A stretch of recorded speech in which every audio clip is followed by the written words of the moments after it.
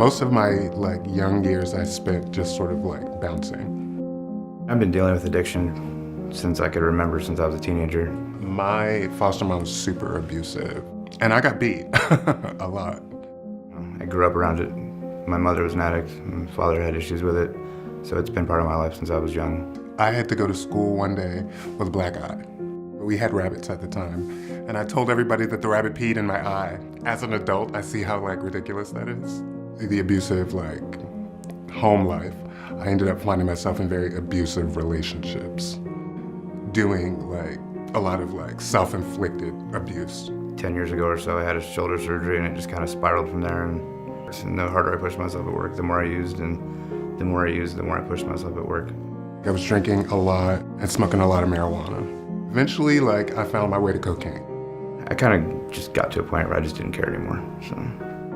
I found myself officially homeless. My body was starting to give out, and it was getting harder and harder to get up every day. I eventually had left a job I had been with a really long time.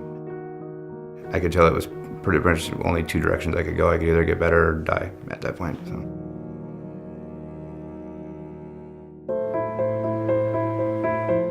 Hell or high water, this is where it's gonna be. I got off the bus. Literally, I walked up the street and then down the street, and I ended up a couple blocks from the mission. Relationships started to happen. Started with the first case manager. Andrew was just so real. He kind of let me rest in my beat upness, but only for a little bit. And then he was just okay. I was at a friend's RV. I met one of the search and rescue bands. Talked with them for a couple hours. You know, they were really nice people, and they sat there and talked with me for as long as I wanted to, which was cool. And they gave me a schedule for the mission hours. So I just one day decided to go down and check it out, and met Pastor Joel. He just prayed for me. You know, told me about the program. And the first 3 months I was there, I thought it was insane. The job that I was at for most of the last 10 years was actually across the street from the mission. A little bit more incentive to stay inside, because everything I knew was in that neighborhood. I would not have made it on my own devices. I talk to God every day.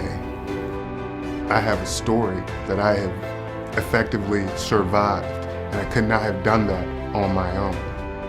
When I look at how my life is weaving together right now, I know that ain't nothing but God.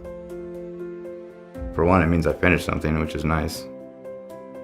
All I can think about is, you know, what's gonna happen tomorrow or what's gonna happen next week, and I just look forward to everything now. It is a benchmark. This is me literally stepping into my new life. Yup, you have arrived, and you are home, and your roots are digging deep. I've developed relationships that are genuine and authentic, and they're not even as deep as they're gonna be. I mean, each and every case manager that I've had along the way has been perfect for where I was right then. I met a lot of great people in this program. I consider them my second family. It's a part of my life I won't give up.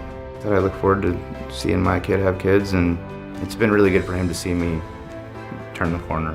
My story allows me to know that each and every other body on this planet has a story, and that story made them who they are. And that ain't nothing but God.